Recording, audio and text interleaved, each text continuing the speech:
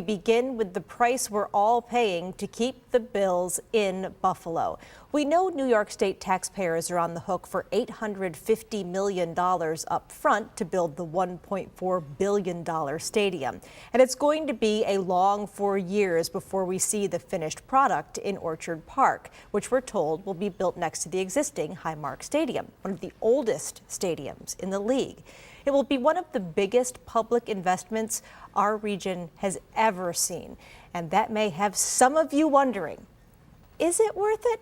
So joining us live and coming back on the town hall to help us answer that question is Patrick Kaler. He is the president and CEO of Visit Buffalo Niagara. Patrick, thanks so much for being here tonight.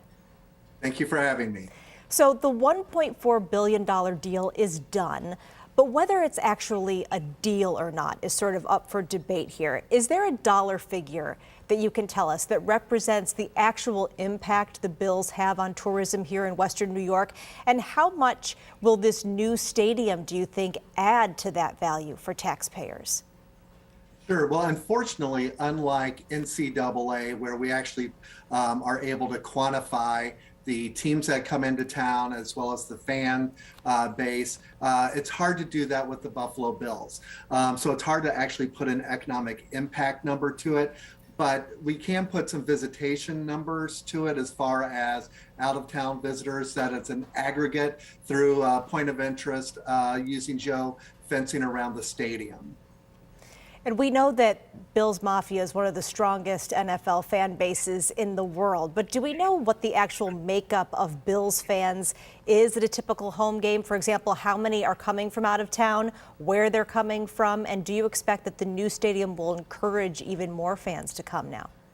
Yeah, so like I said, we do have this program called Voyage, which I can geofence the stadium. And for the 9 home games that we had this last year, and this actually looks at people who live 50 miles outside of the overall destination. So we are looking at that overall visitor, and 70% are in-state. 29% in this last season were from out of state, and 1% were international visitors, Canadians. But as we also know, in 2021, we didn't have the border open to allow so many of those Canadians coming across into Buffalo. So I would imagine that in 2022, we'll see more numbers coming from Canada. But I will say the number one out of state, if you will, visitation came from the state of Pennsylvania. So can you kind of take that information that you already have and sort of look ahead? And is there, not that there's a crystal ball, but something like that where you can kind of say, this is what we can anticipate? Yeah, so, this is one of the new tools that we have at Visit Buffalo Niagara at our disposal now, that we can really look at this type of data, look at the type of information that we can glean from it, break it down by when those visiting teams do come to town as well, look at the visitation from that. And it's really kind of interesting to look at the states that really popped up to the top. And like I said, Pennsylvania was overall, and the Steelers did add to that number this last year, followed by the Washington, D.C. market was second. So that gives us the opportunity then to look at the schedule in the future and maybe do some other activations through our efforts to get those people to come and stay a little bit longer, as long as tickets are available and the locals haven't purchased all of them. Meanwhile, Patrick, we have about a minute left. The Bills have said there will be additional development around the stadium, but we don't know exactly what that is going to be. In a perfect world, based on fans who do come from out of town, maybe want to spend an entire day in Orchard Park on game days, what should that development really look like? And could that additional development help attract other big things like major concerts and tournaments, conferences to Orchard Park, so we're getting more bang for our buck here? Sure.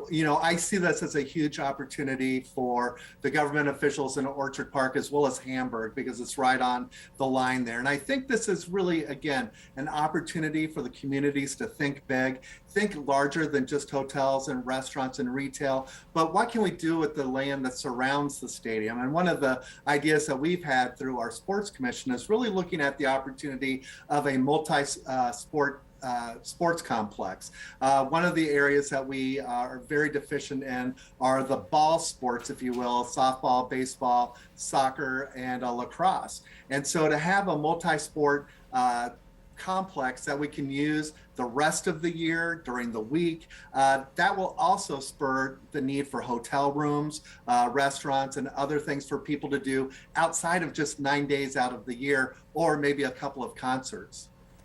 There's so many pieces to this puzzle, so we so appreciate you talking a little bit about this one. Patrick Kaler is the CEO of Visit Buffalo Niagara. Patrick, thanks as always. I'm sure we'll be chatting about this at least a few more times between now and 2026. Look forward to it. Thanks again. With this new deal, fans have been wondering about personal seat licenses. It's essentially a one-time fee for season ticket holders to secure their seat for life. Ron Kuya with Pagula Sports and Entertainment is at the NFL owners meeting in Palm Beach. He told us PSLs will be standard at the new stadium. Every season ticket will have a PSL. So that's to be determined in exact how many, but PSLs will be part of all season tickets. What's the price range on that? We haven't determined that, but Tim, as I've said time and time again, we know our fans, we know this market. We will not price them out of this market. It'll be built for Buffalo. So while we wait for word on the price, here's a look at the 5 teams that have personal seat licenses and are closest in size to Buffalo. We looked at team websites and official seat license marketplaces. You can see the Titans have the widest range. Look at that, between $300 and $6,000. The Steelers may not have the top price for a PSL, but it has the highest cost for a 300 level seat license of over $1,100. We are waiting to find out how many season tickets will be made available at a new Bills stadium, and with that, how many personal seat licenses may be available. So stay tuned. The Bills haven't always been the talk of the league in the best ways, but things are different at this year's NFL owners meetings. NFL Commissioner Roger Goodell just spoke about an hour ago. As Channel 2 Sports Director Adam Bonini explains, the energy surrounding Buffalo is positive.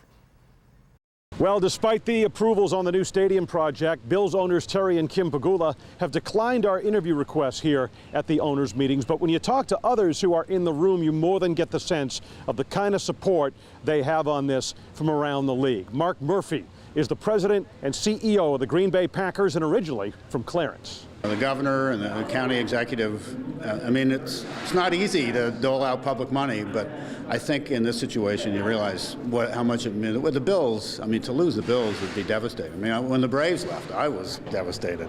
But yeah, I think Terry spoke I think really did a good job. This really sets a model for small market teams. I'm so happy for the Bills fans, for Buffalo, for New York. Even though, you know, this is great news, great news. They needed a stadium. That thing was crumbling. And so I'm glad we can keep Buffalo in Buffalo. I think it's a great model. It's worked, I know, in Minneapolis. It worked for us. It's worked for other teams around the league. And in a small market like Buffalo and Western New York, where the fans are so great and passionate, I think it's a great model for the kind of economic development and job growth and all that a stadium brings. Mark Wilf is co-owner of the Minnesota Vikings and chair of the NFL's Stadium Committee, which voted in favor of recommending the Bills' plan for the full ownership vote, which passed unanimously. And it is more than worth noting that the $850 million in taxpayer money is the most ever committed for an NFL stadium. At the owners' meetings in Palm Beach, Florida, Adam Bonini, Channel 2 Sports.